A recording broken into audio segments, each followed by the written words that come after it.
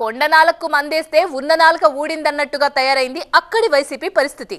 ఉన్న సిట్టింగ్ ను వదులుకొని కొత్త నేతను తీసుకొచ్చి బరిలో నిలిపితే అసలుకే ఎసరొచ్చింది. ఎన్నికల్లో ఓటమి తర్వాత 7 నెలల్లో పార్టీ పరిస్థితి ఘోరంగా దిగజారిందట. మరిప్పుడు మళ్లీ కొత్తగా వచ్చిన నాయకుడేమైనా రిపేర్ చేస్తాడా అని ఆశగా ఎదురు చూస్తుందట క్యాడర్. అయితే ఇప్పుడున్న పరిస్థితుల్లో అది అయ్యే పనేనా అన్నది అర్థం కావట్లేదు. ఇందుకీ ఎక్కడది ఫ్యాన్ పరేషాన్కి కారణమేంటి?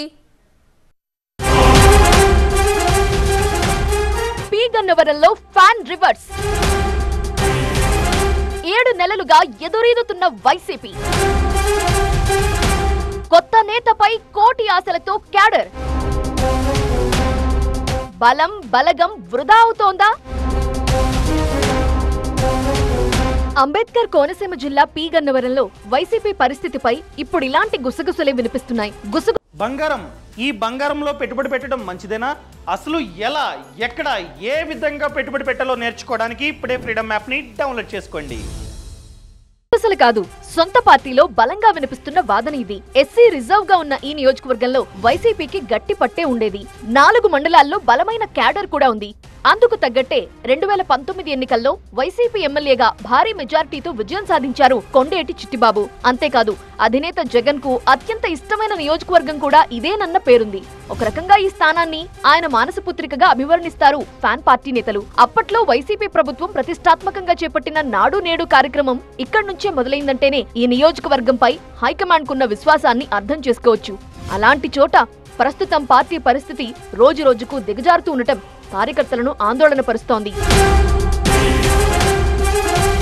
ఎన్నికలకు ముందు చేపట్టిన మార్పుల్లో భాగంగా ఇక్కడ సిట్టింగ్ కొండేటి చిట్టిబాబును కాదని జిల్లా పరిషత్ చైర్మన్ గా ఉన్న విప్పర్తి వేణుగోపాల్ ను 2024 ఎన్నికల్లో పోటీకి దింపిన వైసీపీ హైకమాండ్ ప్రతికూల ఫలితంతో షాక్ తింది అనే చెప్పాలి.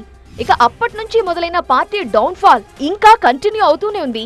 ఎట్టి పరిస్థితుల్లోనూ గెలుస్తుందనుకున్న చోట పార్టీ చతికిల పట్టంతో పోటీ చేసిన అభ్యర్థి మాయమైపోయారు.